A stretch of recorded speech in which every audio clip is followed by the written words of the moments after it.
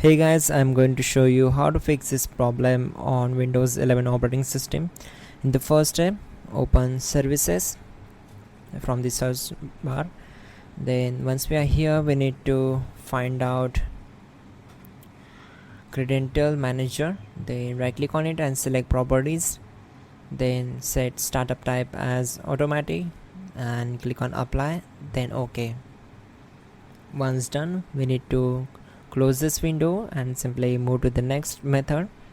That will be simply right click anywhere on your taskbar, then select task manager.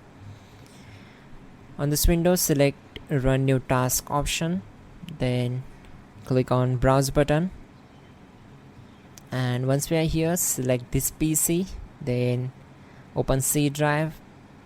Now just scroll down and open Windows folder, then find out system32 folder and simply double click on it to open it. Then find out cmd.exe file, simply select it and click on open. Now check this box, and so this will be our main path, and click on OK. Once we are here on this window, we need to execute two commands.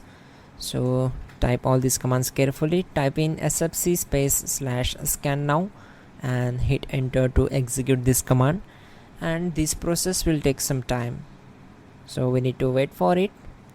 Once done, type in dism/online/cleanup image/restore health and hit enter.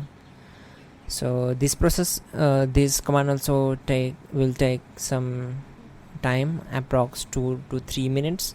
Once done, type exit to close the command prompt window, and let's execute the last method. Type in system configuration in the search bar and click here to open it.